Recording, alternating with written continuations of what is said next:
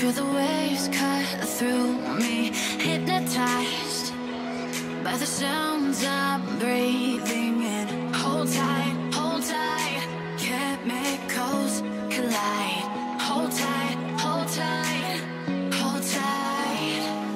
Dripping lights paint the skies, all because of you. Dripping lights paint the skies, only you can make me move. You can make me move. Can make me move. You can make me move. Can make me.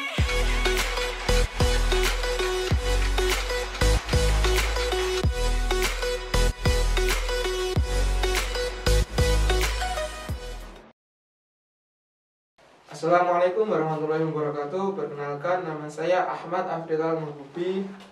Saya mahasiswa dari IAIN Tulungagung. Di sini saya sedang melakukan wawancara praktek pengalaman lapangan atau PPL. Nah, saya di sini sedang melakukan tugas akhir untuk melakukan atau meneliti atau observasi lah bahasanya. Nah, yang saya sedang lakukan di sini wawancara dengan owner dari tempat saya PPL, yaitu Kripik Kembar atau Home Industry UMKM Kripik Kembar. Selamat pagi Bapak. Assalamualaikum. Selamat pagi Mas. Gimana kabarnya Bapak hari ini? Alhamdulillah sehat.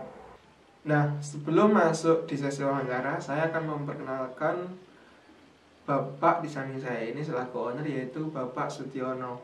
Nah, Bapak, untuk pertanyaan saya yang pertama yaitu bagaimana sih perkembangan dari UMKM atau home industry Bapak ini mulai dari awal berdirinya, atau lebih singkatnya sejarah berdiri dari home industry Bapak ini mulai sejak kapan?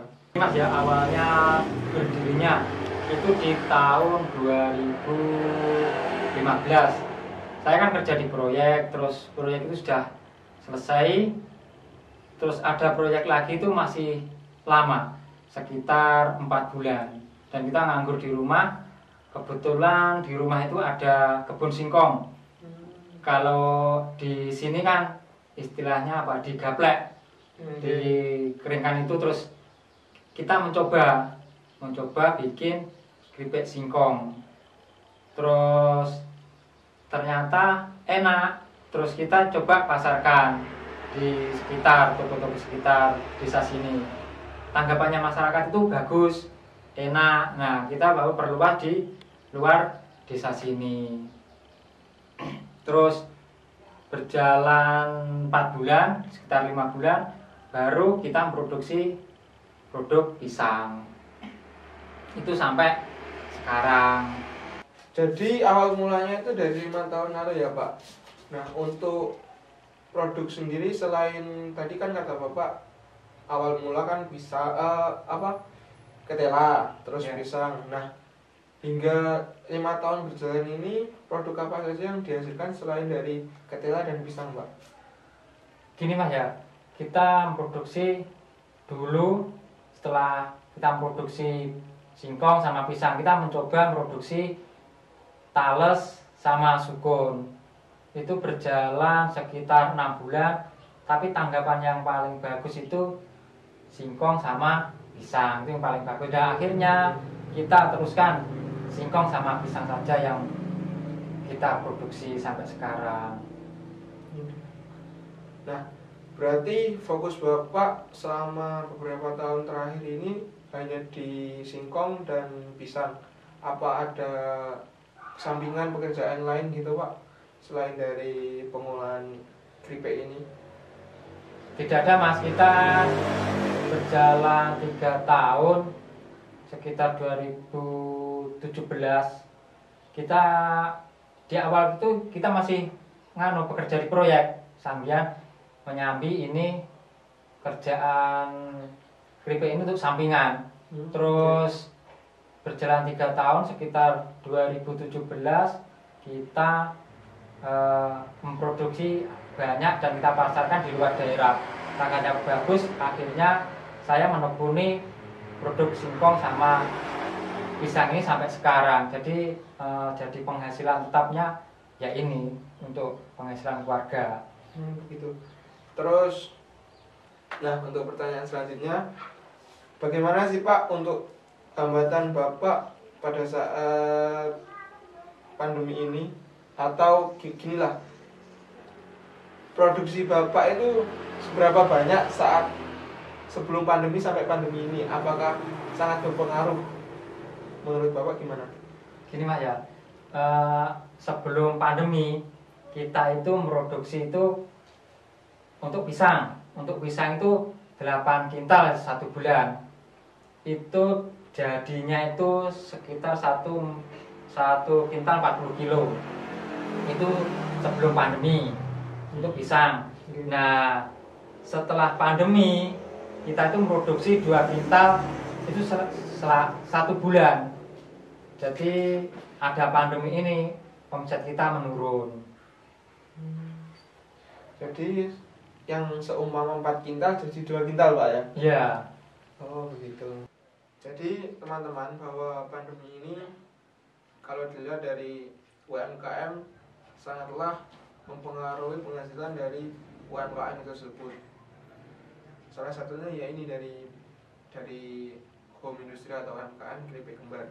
Nah, Pak, untuk pertanyaan terakhir ini gini, apakah ada problem-problem selama produksi yang Bapak lakukan dalam melakukan bisnis dalam UMKM ini?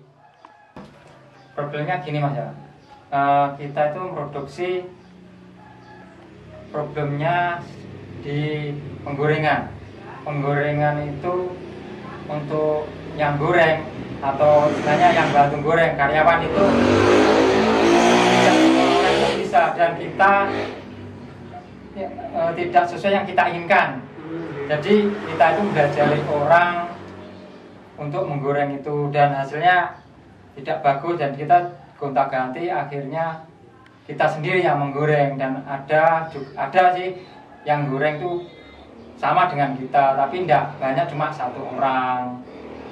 Jadi kendala di situ. Terus untuk barang itu kita itu di lebaran, kalau di lebaran itu mau lebaran puasa kurang 1 bulan itu pisang mahal dan banyak pembeli dari luar kota itu yang beli pisang itu. Ya, akhirnya kita itu dapat sedikit Mas. Kendalanya di situ problem kita. Nah, selain dari penggorengan dan barang pisang itu tadi Pak, barangnya untuk digoreng.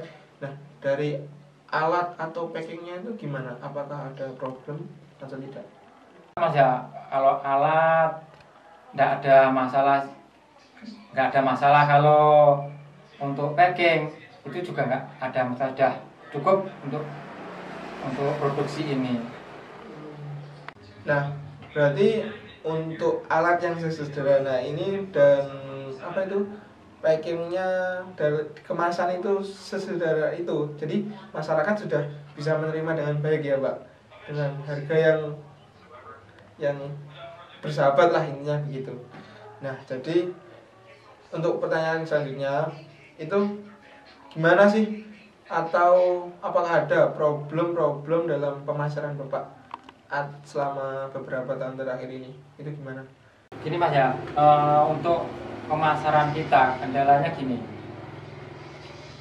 Dulu itu kan kita memasarkan, ada teman-teman yang memasarkan itu juga lumayan bagus, omset kita 1 bulan itu sampai 1 kintal 40 kilo itu jadinya, itu lancar. Tapi setelah ada pandemi kita cuma sekitar 70 kilo itu 1 bulan, dan omset kita juga kurang, peminatnya juga kurang, ada pandemi ini. Kendalanya di situ. Kalau sebelum pandemi alhamdulillah tidak ada kendala Mas. Nah, mungkin itu tadi penjelasan beberapa dari pertanyaan wawancara saya tadi. Nah, sesingkatnya saya akan menjelaskan beberapa mungkin yang saya tangkap dari jawaban dari Bapak, mungkin dari produk-produk tadi terus sama problematika, mungkin ya bisa disimpulkan bahwa pada saat sebelum pandemi dan sesudah pandemi itu sangatlah berbeda. Nah, kalau di era sebelum pandemi mungkin produksi dari UMKM ini sangatlah banyak sekali dan diminati banyak konsumen.